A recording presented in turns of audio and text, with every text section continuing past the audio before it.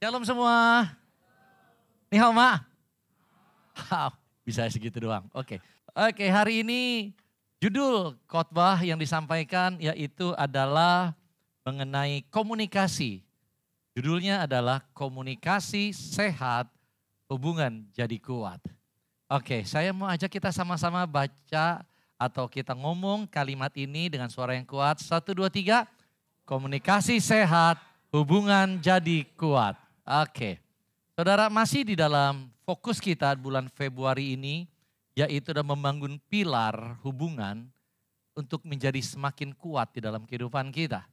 Dan minggu kemarin, Pastor Kartika sudah sampaikan mengenai untuk membangun hubungan yang kuat dalam kehidupan kita dengan orang lain, maka kita perlu memiliki hati yang berdamai.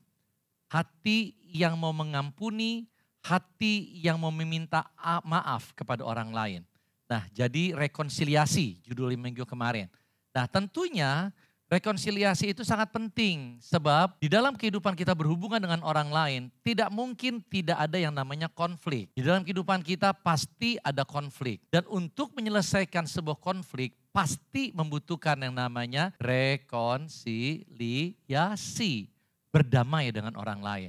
Dan tentunya kita sudah belajar banyak hal pada saat minggu kemarin dan hari ini satu hal juga yang kita mau belajar bersama bahwa untuk membangun hubungan yang kuat, maka juga diperlukan komunikasi yang sehat. Saudara, kalau kita renungkan sebentar bahwa terkadang di dalam kehidupan kita berumah tangga, suami istri, orang tua dengan anak, atau juga dalam pertemanan, terjadinya keributan, pertengkaran di dalam sebuah keluarga, itu dikarenakan masalahnya di area komunikasi. Karena komunikasi yang bermasalah, maka akibat itu muncullah namanya pertengkaran. Jadi kalau komunikasi kita sehat di dalam sebuah keluarga, maka bisa dipastikan akan banyak pertengkaran, akan banyak keributan yang tidak perlu terjadi, itu dapat dihindari. Sehingga rumah tangga kita akan lebih tentrem rasanya, lebih penuh kedamaian. Saudara, di dalam firman Tuhan Kejadian pasal yang ke-11, firman Tuhan menyampaikan di ayat yang ke-6 sampai yang ke-7, yaitu dikatakan demikian. Saya akan bantu bacakan untuk Bapak Ibu, terjemahan TSI. Tuhan berkata, orang-orang ini satu bangsa dan berbicara dalam satu bahasa. Jika kita membiarkan mereka melakukan hal besar seperti ini, maka nanti tidak ada lagi hal yang tak mampu mereka lakukan. Mari kita turun ke sana dan mengacaukan bahasa mereka, supaya mereka tidak saling mengerti apa yang dikatakan satu sama lain. Saudara, firman Tuhan ini berbicara mengenai Menara Babel, di mana pada saat waktu itu manusia berkumpul menjadi satu dengan niat hati memberontak kepada Tuhan. Mereka tidak mau lagi dikendalikan oleh Tuhan dan mereka mau yang menjadi pengendali atas kehidupan mereka.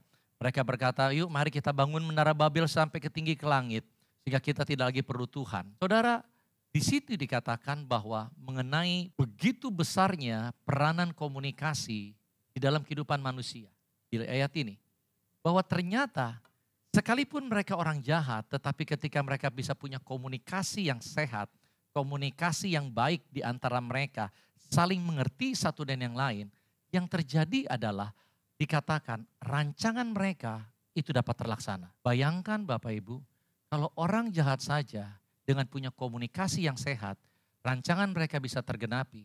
Saya yakin dan percaya bagi setiap kita orang-orang benar, kalau kita punya komunikasi yang sehat dalam keluarga, dimanapun kita berada, maka rancangan yang Tuhan berikan di dalam kehidupan kita, rancangan yang kita buat di dalam Kristus, saya yakin pasti akan tergenapi, pasti akan terlaksana.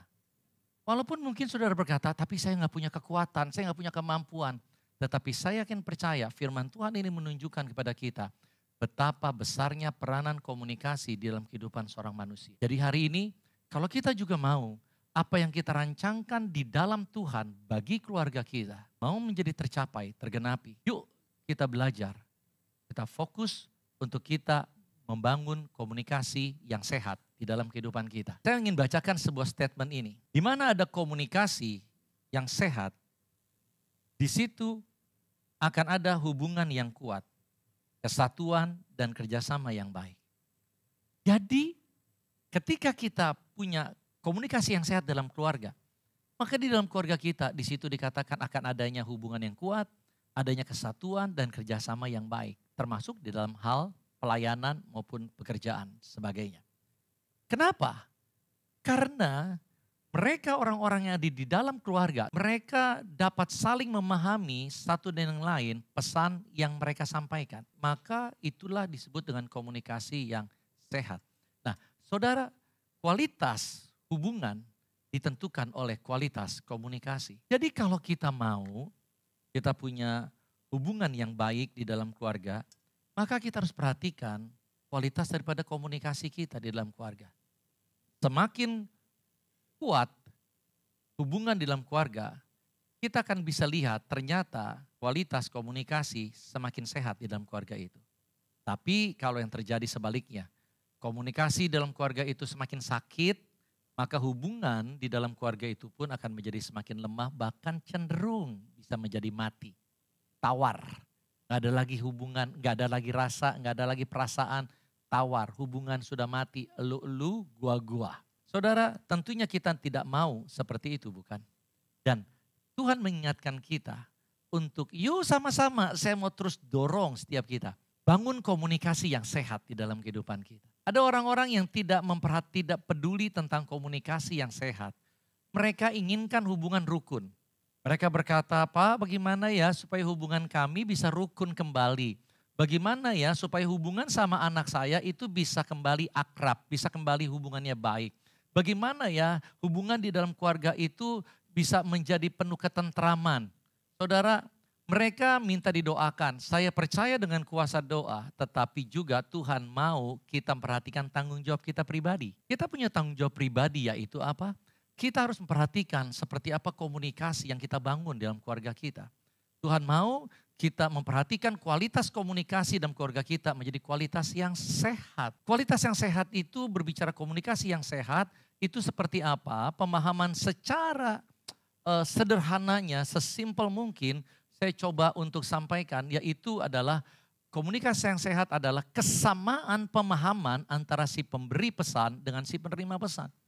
Jadi saudara, mungkin ada orang berkata, oh komunikasi yang sehat adalah definisinya begini. It's okay, gak salah juga. Punya pemahaman sesederhana mungkin bahwa saya akan punya komunikasi yang sehat ketika saya sebagai suami berbicara, istri saya nangkepnya hal yang sama. Pemahaman kami sama. Ketika saya bicara sama anak, anak nangkep pesannya sama dengan apa yang saya sampaikan. Itu aja cukup, itu aja udah menjadi komunikasi yang sehat. Jadi sesimpel itu. Jadi selama saudara berkata, kok kenapa ya? Kalau saya ngomong, kenapa ya pasangan saya kok susah banget ngertinya? Kok gak nangkep, kok salah terus nangkepnya? Berarti itu komunikasinya sedang bermasalah. Komunikasinya sedang sakit. Demikian juga kita sama anak.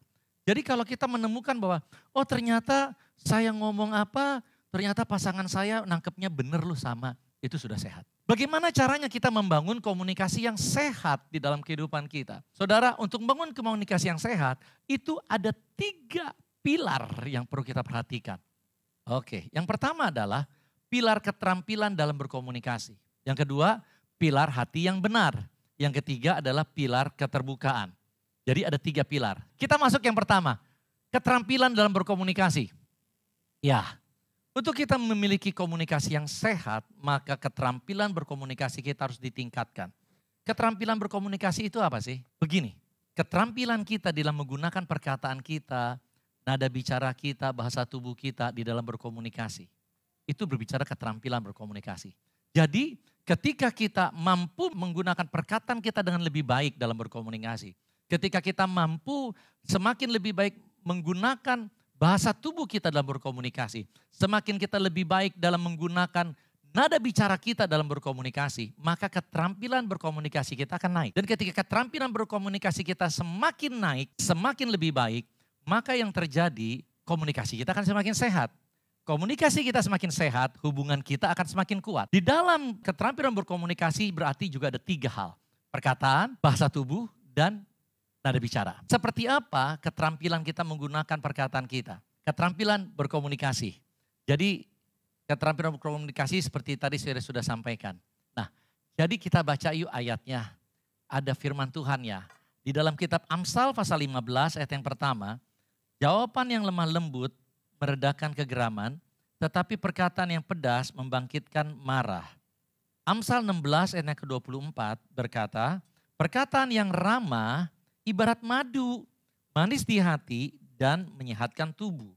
Efesus 4 ayat 29, janganlah ada perkataan kotor keluar dari mulutmu, tetapi pakailah perkataan yang baik untuk membangun di mana perlu, supaya mereka yang mendengarnya beroleh kasih karunia.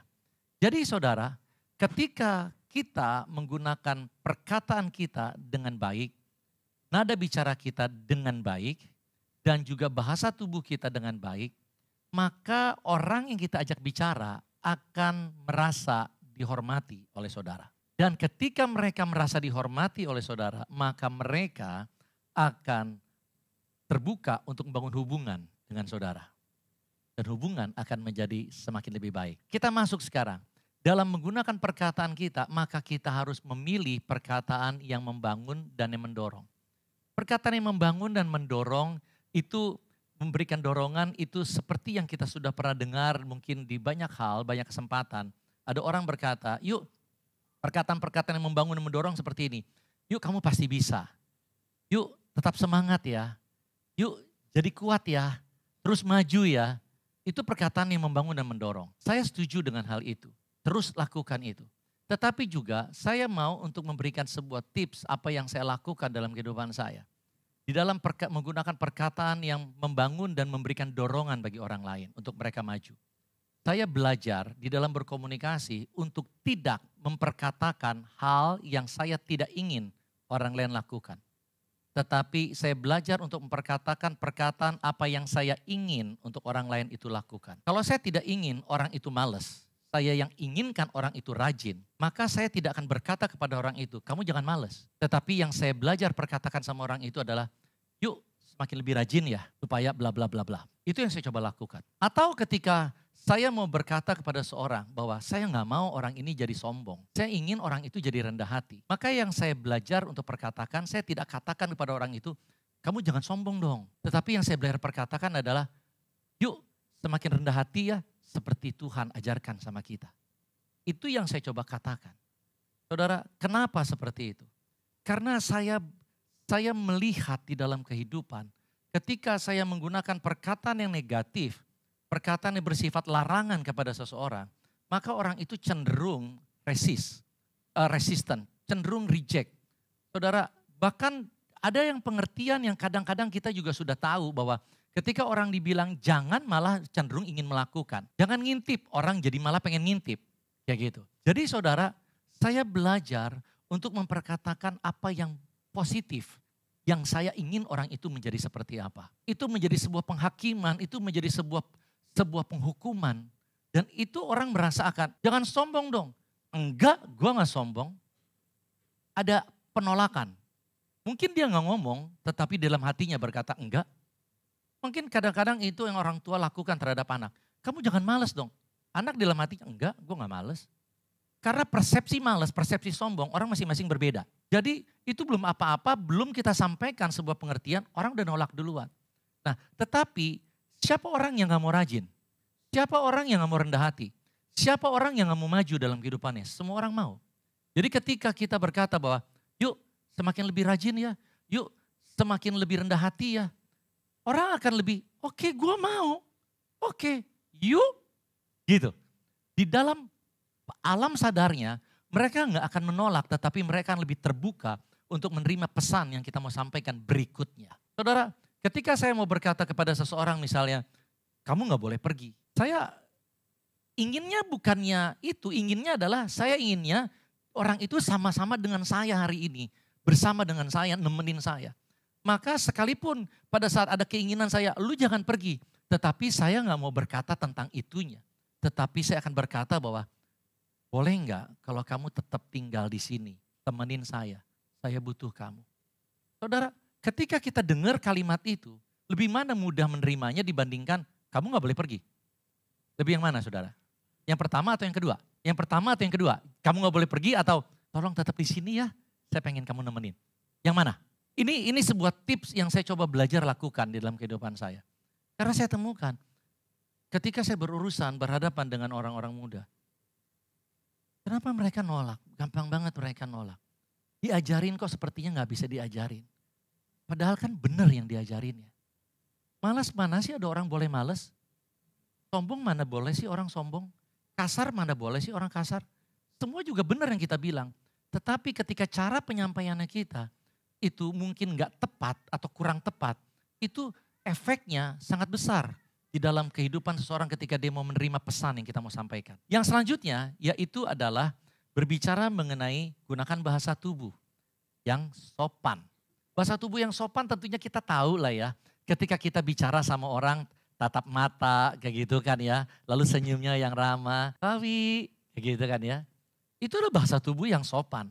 Tapi bahasa tubuh yang tidak sopan kan adalah ketika saya senyum sama Kawi tapi senyumnya nggak ramah. Senyum saya mengejek, senyum saya sinis. Kan gak enak deh ya. Kawi, walaupun Kawi, kan gak enak. Apalagi kalau saya lihatnya pakai sudut pandang mata, lebih gak enak. Tambah lagi, lebih enak lagi. Bahasa tubuh itu penting. Jadi kita harus perhatikan juga bagaimana kita berkomunikasi. Kalau saat kita ngomong sama anak, ngomongnya sih kelihatannya niat pesannya bagus. Tapi matanya udah pelatot-pelatot duluan. Dari mana? Mata udah pelatot-pelatot duluan. Orang udah bahasa tubuhnya udah, lu mau nyerang gue. Kayak gitu kan. Jadi itu yang kadang-kadang kita perlu perhatikan hal-hal yang kecil tapi bermakna. Yang ketiga adalah gunakan nada bicara yang lembut. Firman Tuhan katakan demikian kitab Amsal. Dikatakan bahwa yuk kita baca sama-sama Amsal 15 ayat 4, 1, 2, 3. Ya. Iya. Jadi penting banget kita menggunakan nada bicara yang lembut di dalam perkataan kita. Nah saudara, di dalam kehidupan kita terkadang ada orang-orang yang punya kebiasaan. Kalau ngomong itu membentak, kalau ngomong itu pakai nada tinggi, otot sampai keluar. Seringkali yang terjadi adalah punya paradigma yang salah. Seringkali itu terjadi karena paradigma yang salah. Mereka lakukan itu ngebentak atau pakai nada yang tinggi sampai otot keluar. Mereka punya paradigma, kalau saya pakai nada tinggi dengan bentak, saya bisa menguasai kehidupan orang itu. Maka itu orang coba perhatikan. Kalau saudara pakai nada tinggi, dibalasnya seringkali pakai nada tinggi. Dan saudara nggak rasakan kayaknya nggak mau kalah dong. Nada lebih tinggi lagi kan. Tujuannya apa sih? Berusaha untuk saling menguasai. Kalau Cikar bilang itu nature primitif daripada manusia. Kayak gitu. Gak mau dikuasai, ingin menguasai. Dan terlebih lagi, terkadang adalah mereka punya kebiasaan itu karena mereka diperlakukan seperti itu oleh orang lain. Mungkin oleh orang tua mereka ketika mereka sejak kecil. Kalau orang tua ngomongnya gak bentak-bentak. Kalau ngomong itu nadanya langsung tinggi. Lu dari mana? Gitu langsung. Baru pulang masuk, belum taruh tas. Bagus ya, udah langsung kayak gitu. Aduh, udah langsung deg. Kayak gitu. Ya toh, kadang-kadang seperti itu kebiasaan. Dan saudara, kalau kita ngomong dengan cara membentak dan dengan menggunakan nada yang tinggi, itu saya yakin sudah pasti setuju. Orang yang sudah diajak bicara jadi gak nyaman. Gak nyaman. Maka itu kenapa ada anak-anak muda ketika orang tuanya nasihati dengan cara seperti itu. Bawaannya pengen masuk ke kamar. Orang tua berkata gini, sini lu pergi gue lagi ngomong. Tambah marah kan. Nada tambah tinggi. Anak, ketika dia kecil dia bisa diperlakukan seperti itu. Ketika dia remaja, dia berkata, oke, gue bisa kok, gue gak pulang. Gue punya tempat kok, gue bisa nginep di rumah teman gue kok. Gue gak perlu tinggal di rumah. Teman gue nongkrong, gue bisa makan sama teman gue. Gue bisa makan bareng kok, gue gak perlu makan di rumah. Jadi saudara, mereka akan pergi meninggalkan saudara. Jadi hari ini juga saya mau ajak bahwa ketika kita menggunakan nada-nada membentak, nada-nada yang tinggi ketika kita dalam berkomunikasi, itu akan membuat orang jadi mudah terluka. Dan ketika saudara bicara sama anak saudara dengan cara seperti itu, maka itu akan membentuk karakter mereka menjadi karakter yang kasar, pemarah, pemberontak, dan juga itu kalau karakter mereka dominan. Tapi kalau karakter mereka yang tidak dominan, itu akan menjadi orang yang pesimis, orang yang minder, orang yang penakut, orang yang tidak percaya diri, orang yang sering ngurung diri, sulit bersosialisasi dengan orang lain, dan itu akan jadi orang yang menutup diri. Dan ketika mereka, kalau IQ mereka cuman pas, maka ketika mereka sekolah, mereka sulit berkomunikasi. Kenapa? Karena saraf mereka itu terus tegang. Dan itu ada di alam bawah sadarnya. Dan sehingga mereka mengganggu konsentrasi mereka. Dan saudara, bukan hanya itu aja. Tapi kalau kita terus lakukan itu, maka ketika dia remaja, mereka akan menjadi orang yang seperti itu. Ketika mereka dalam pergaulan, mereka akan menjadi orang yang kasar. Kalau ngomong terus dengan nada-nada yang tinggi, kesentuh dikit langsung meledak, langsung ngebentak, langsung pakai nada yang tinggi. Saudara, itu akan terbawa menjadi habitnya mereka sampai nanti mereka menjadi dewasa. Dan kalau mereka pun nggak disadarkan tentang itu, seperti yang kita dengar hari ini, mereka akan menciptakan anak juga yang sama. Dan itu akan menjadi seperti kayak semacam ikatan turun-temurun. Jadi kayak belenggu turun-temurun.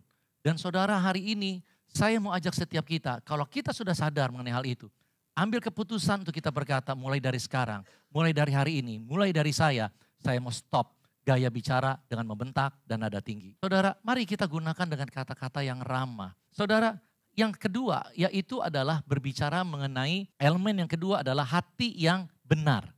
Hati yang benar. Firman Tuhannya berkata hati yang benar. Hati yang benar. Lalu firman Tuhan Amsal pasal yang keempat ayat yang ke-23 mengatakan demikian. Yang terutama sekali, jagalah hatimu. Karena hatimu mempengaruhi segala sesuatu dalam hidupmu. Jadi saudara, firman Tuhan ini mengingatkan bahwa penting banget kita menjaga hati kita. Karena hati kita akan mempengaruhi salah satunya komunikasi di dalam kehidupan kita. Hati kita harus dijaga karena hati kita akan mempengaruhi hubungan kita di dalam keluarga dan lain sebagainya. Jadi penting banget kita menjaga hati kita untuk tetap benar. Sebab ketika hati seseorang dia bermasalah, hati seseorang menjadi tidak suka dengan seseorang. Hatinya dia menjadi sebel, jengkel, pet dengan seseorang. Maka yang terjadi kecenderungannya, orang itu akan jadi malas ngomong sama orang itu. Saudara kalau lagi empet sama orang nih, gak usah empet sama orang dah ya. Sama yang di sebelah gitu ya misalnya ya. Misal, sama yang di sebelah, udah gak usah sebut siapa. Sama yang di sebelah. Lagi empet, rasanya kan kalau bisa kayaknya gue gak mau ngomong sama dia. Ditanya juga malas jawab rasanya. Betul apa betul sih? Kalau lagi empet nih, jujur.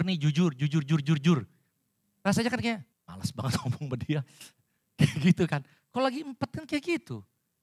Di chat juga kagak bales. Ya kan? Lagi empet sih persoalannya, lagi jengkel.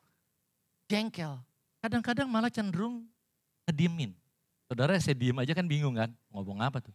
Bayangin kalau pasangan saudara yang ngediemin saudara berhari-hari. Bingung gak? Apa sih maunya nih anak? Ya orang apa sih maunya? Diem terus kagak. Ada orang-orang yang ngediemin sampai mingguan loh saudara. Ada yang sampai bulanan. Kamu gak ngomong sama pasangan? Gak. Kenapa? Gitu. Nah, saudara, firman Tuhan kitab Lukas. Kita lihat kitab Lukas. Lukas pasal yang ke-6. Di dalam hati orang-orang yang baik, tersimpan hal-hal yang baik. Perhatikan itu. Itulah sebabnya mereka juga mengatakan hal-hal yang baik. Jadi, kalau hati kita benar nih, isi hati kitanya baik, perkataan kita juga jadi baik. Kalau perkataan kita baik, komunikasi kita juga jadi baik. Hubungan kita juga jadi baik. Tapi kalau hati kita bermasalah, hati kita itu penuh dengan kemarahan, kekecewaan, kebencian, iri hati, dengan segala hal yang jahat, maka perkataan kita jadi jahat, jadi ketus, jadi pedas, nyelekit, nyinggung, nyakitin. Aduh, kalau itu terjadi hubungan akan menjadi bermasalah karena komunikasinya kita juga sakit. Jadi hari ini saudara, yuk sama-sama kita belajar jaga hati kita dengan baik. Jadi kalau kita mau nih, kita punya komunikasi yang sehat, maka yang pertama kita harus lakukan apa? Tingkatkan keterampilan kita dalam berkomunikasi. Saya review sebentar. Gunakan perkataan yang membangun dan mendorong, gunakan gaya bahasa tubuh yang sopan, gunakan nada bicara yang ramah. Sehingga keterampilan berkomunikasi kita itu semakin lebih baik. Itu elemen yang pertama. Elemen yang kedua, supaya komunikasi kita ini semakin sehat, maka kita harus hati yang benar. Jangan biarkan hati kita punya masalah. Kalau mungkin hati kita jengkel atau apa, lihat YouTube minggu kemarin. Rekonsiliasi, bereskan, lepaskan pengampunan. Karena kalau hati kita benar, isinya hal-hal yang baik, perkataan kita jadi baik. Perkataan kita baik, komunikasi kita akan baik. Komunikasi kita baik, hubungan kita akan baik. Yang kedua itu. Yang ketiga adalah keterbukaan. Elemen yang ketiga. Saudara, elemen yang ketiga adalah keterbukaan. Saya mau ajak lihat firman-Nya. Matius pasal yang kelima ayat yang ke-37. Jika ya, hendaklah kamu katakan ya. Jika tidak, hendaklah kamu katakan tidak. Apa yang lebih daripada itu berasal dari si jahat. Ayat firman Tuhan ini berbicara memang tentang kejujuran, tetapi area yang lain juga berbicara tentang keterbukaan. Saudara, keterbukaan adalah salah satu elemen yang penting harus ada di dalam sebuah komunikasi agar menjadi sehat. Nah, sayangnya ada banyak orang nggak terbiasa untuk berkomunikasi dengan terbuka. Kenapa? Karena kebiasaan ada orang-orang tertentu, mereka kebiasaan untuk menutup dirinya. Ciri orang yang berkomunikasi dengan tertutup, karena orang terbiasa menutup diri dan tidak mau terbuka, maka ada beberapa ciri. Ciri yang pertama adalah, yaitu bicaranya pakai orang lain, pakai nama orang lain. Jadi ciri orang yang berkomunikasi dengan tertutup, biasanya ciri yang pertama kalau dia ngomong sama orang, misalnya saya ngomong dengan si A dah ya, misalnya saya ngomong sama si A, maka saya akan pakai begini, A, ini sih bukan gue yang ngomong. Si B yang ngomong, bilang katanya lu itu pelit. Bukan gue yang ngomong, si B yang ngomong. Padahal siapa yang ngomong? Saya yang ngomong. Kenapa? Ya karena memang mereka punya habit untuk tertutup dalam berkomunikasi. Gak berani terbuka. Kayak gitu.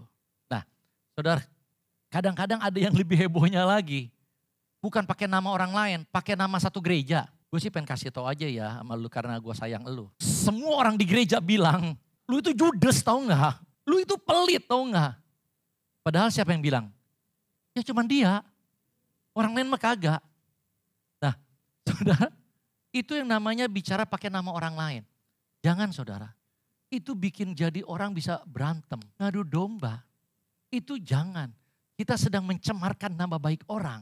Jadi kalau saudara pengen berkomunikasi sama orang dan komunikasi itu sehat, belajar untuk berani, terbuka. Ngomong, ini sih pandangan saya pribadi. Mungkin bisa salah ya, tapi kalau salah maaf, tapi kalau seandainya benar ya kamu bisa terima, ya puji Tuhan. Tapi pandangan saya pribadi kok saya lihatnya waktu itu kok kamu kelihatannya pelit ya. Kayak gitu atau apa. Nah ngomong lebih baik kayak gitu. Bicara lewat orang lain, nah ini juga nih, aduh kadang-kadang ya ada orang nih misalnya sama Ko Edo dah gitu ya. Saya mau bicara sama Ko Edo, gak berani ngomong sama Ko Edo. Lalu saya bilang kayak gini, Koi ngomong deh mau kasih tahu dong, jangan jorok gitu, kasih tahu. Udah mau Ko Edo, nggak cukup ngomong lagi. Peng Piao ngomongin sama Ko Edo dong, bilangin, apa? Nasehatin, jangan jorok banget, bilangin. Udah nggak cukup, ngomong lagi. Ko Jeffrey kan dekat sama Ko Edo. Nah pasti didengar nih omongannya.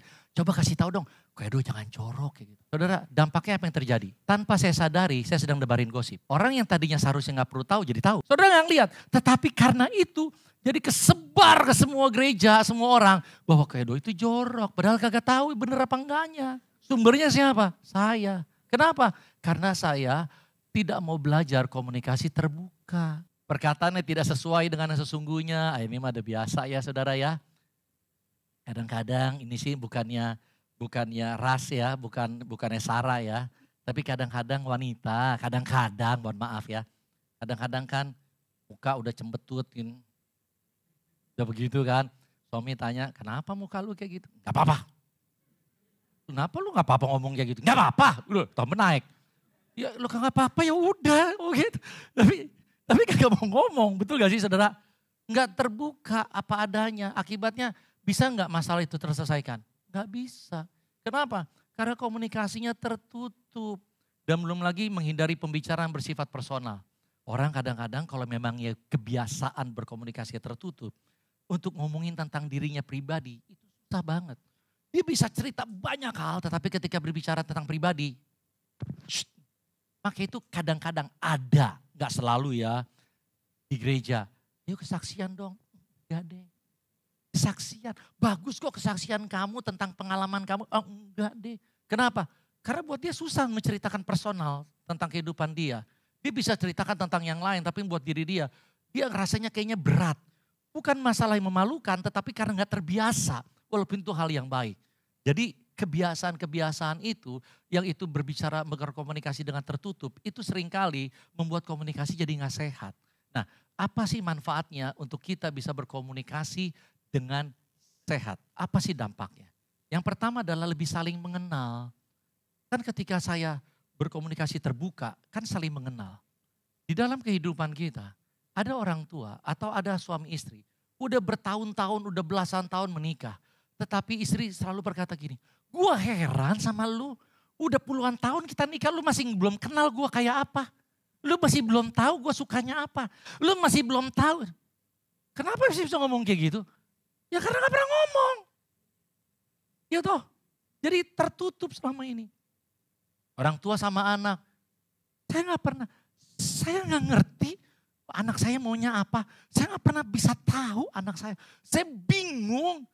Masalahnya dia sepertinya nggak kenal sama anaknya. Kenapa? Karena nggak ada komunikasi yang terbuka. Jadi hari ini ketika kita berkomunikasi terbuka, maka kita akan lebih saling mengenal satu sama yang lain. Amin. Oke, yang kedua adalah terhindar dari asumsi. Keterbukaan. Ketika kita berkomunikasi terbuka, kita menceritakan apa yang kita inginkan, apa yang kita harapkan terhadap orang lain, maka itu akan menghindari sebuah asumsi yang salah. Kadang-kadang masalah terjadi karena ada asumsi yang salah yang membuat miskomunikasi, yang akibatnya komunikasinya sakit, hubungannya sakit, ribut, cekcok satu dengan yang lain. Nah, saudara, terkadang itu yang terjadi dalam kehidupan. Suami atau istri atau mereka berkata, seharusnya kamu udah tahu dong. Seharusnya masa sih hal kayak gini aja mesti terus dibilangin. Kan harusnya kamu udah ngerti dong. Orang tua sama anak. Kan kamu kan udah dewasa dong. Seharusnya kamu udah tahu yang mana boleh, yang mana gak boleh. Yang mana benar, yang mana salah. Kok gini aja mesti dibilangin sih? Saudara familiar gak dengan kalimat-kalimat yang seperti itu? Di dalam kehidupan orang tua dengan anak. Itu yang seperti itu. Kenapa? Karena mereka tidak terbuka. Mereka harusnya belajar terbuka. Saya belajar begini. Saya tahu bahwa asumsi yang salah menyebabkan miskomunikasi dan bisa menyebabkan potensi kekacauan, masalah, bahkan lagi pertengkaran. Untuk hal itu dibutuhkan hal yang sangat repot untuk beresin masalah, beresin kesalahan, atau juga bereskan segala macam keributan. Jadi saya punya mindset dalam diri saya begini, gak apa-apa deh, gue lebih repot kasih tahu orang itu apa yang gue mau, gue jelasin sebaik-baiknya daripada gue repot urusin masalahnya karena gue gak ngejelasin. Oke, saudara, jadi ini yang perlu kita pahami. Saya belajar kayak gitu, saya tahu ngejelasin orang repot apalagi berkali-kali. Terbuka dalam komunikasi. Yang selanjutnya adalah terkadang juga prasangka yang buruk. Itu kan jadi terhindar kalau komunikasi kita terbuka. Ya, jadi ketika kita kasih tahu tentang diri kita, apa yang kita lakukan, itu akan menghindari orang prasangka buruk sama diri kita.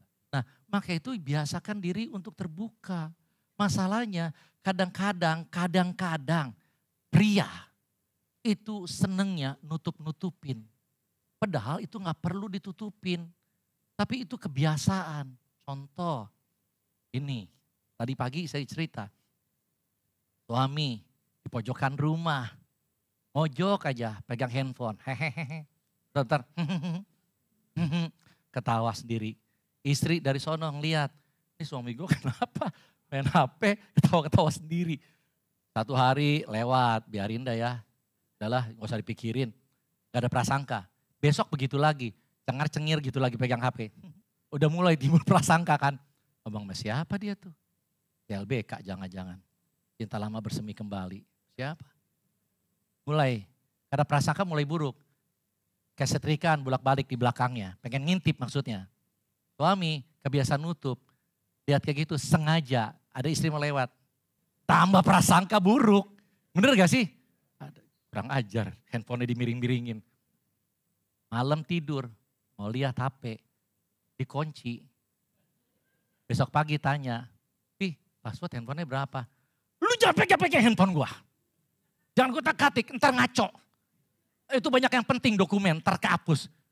Gak dikasih tahu. Tambah menggila prasangkanya, bener sih saudara? Tambah menggila. Padahal sebetulnya lagi ngapain tuh suami? Lagi nonton stand up komedi. Cuman lagi ngelatonin orang, lagi di roastingin orang lain, lagi ngomong aja kan gak ada masalah. Tapi ya bagaimana sih Pak? Emang kayak gitu-gitu mesti apa diomongin? Mesti dikasih tahu apa? Mesti terbuka apa? Hal-hal yang kayak gitu. Saudara, ini yang kadang-kadang kebiasaan. Jadi kita harus belajar terbuka. Terhindar dari gosip yang tadi lah ya. Karena saya ngomong sama orang lain, ngomong orang lain, jadi akhirnya jadi gosip. Nah, sampai kayak gini. Tetapi untuk terbuka, jangan sembarangan, kita harus minta hikmat Tuhan. Harus minta kasih Tuhan. Agar keterbukaan kita itu tidak melukai orang lain. Jangan terbuka itu sesuka-suka hatinya kita. Seenak-enak jidatnya kita ngomong. Ketemu teman lihat gini, ya ampun teman perempuan lagi, ya ampun lu gembrot banget sekarang. Ya ilah jangan ngomong kayak gitu. Walaupun pipinya teman bini tambah mekar, diem aja. Jadi belajar untuk menghargai perasaan orang lain. Caranya bagaimana? Saudara bisa ngomong kok hal-hal yang positif. Iya gak sih? Bagaimana, cocok gak? Oh cocok. Makanannya banyak walaupun pas kurang pas selera kan beda-beda ya. Iya kan selera kan beda-beda. Waduh banyak lu, ini banyak bikin kenyang. Iya kan? Kan bagus. Itu belajar kalau ngomong sama suami istri begitu penting. Jangan kalau istri nanya, Pi bagus Pi? Bagus gak? Udah Nora, jangan kayak gitu. Jangan, aduh. Perang dunia, jangan. Pokoknya bilang gini, waduh kelihatannya sih kamu menarik ya pakai itu. Tapi ada pilihan yang lain gak ya? Kan itu lebih manis kan? Iya kan? Beda sih kalau kamu pakai itu beda. Ya kan beda bener kan beda. Beda sih beda. Tapi kalau bisa ada gak pilihan yang lain? Ya kan kayak gitu, orang juga tahu dibilang kayak gitu kan. Nggak usah dibilang, kamu jadi gendut kelihatannya kalau kayak gitu. Nggak usah kayak gitu. Tetapi juga hal yang lain, selain dengan hati hikmat, dengan kasih, juga motivasi harus benar. Kita terbuka harus motivasinya untuk membangun orang lain. Bukan terbuka untuk lampiasin emosi, bukan lampiasin unek-unek. Seringkali orang terbuka tuh dengan terpaksa, karena udah gak tahan. Betul gak sih saudara? Terpaksa. Pernah gak sih ngalamin kayak gitu? Gue udah gak tahan nih, gue udah gak tahan. Akhirnya ngomong juga. Nah ketika lagi seperti itu, omongan kita ngelampiasin unek-unek. Itu keterbukaan yang negatif. Jadi jangan. Kalau kita motivasinya untuk melampiaskan unek-unek, lebih baik stop. Buang unek-uneknya di lemari, bukan lemari. Gue gak tahan, kayak gitu. Tutup lagi, udah. Udah orang lain gak denger. Udah tutup lagi, udah beres. Udah jangan tumpahin sama pasangan, udah kayak gitu. Jadi motivasinya untuk membangun.